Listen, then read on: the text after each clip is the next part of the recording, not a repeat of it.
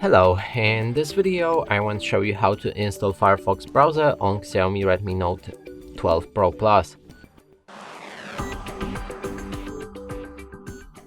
To do this, you will need to open a Google Play Store, then find app called Firefox.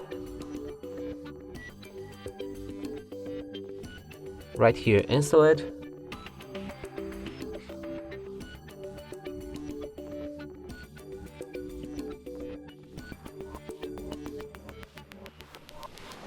When it's ready, click on the open. We'll be able to customize the browser with different theme, pick your toolbar placement, sign in to turn on synchronization, switch between privacy protection settings, read the privacy notice and click on start browsing. Right here, let's open a website, and as you can see, it works fine. And that's it for this video. Hope you like it. Please consider subscribing to our channel, leave a like and a comment below.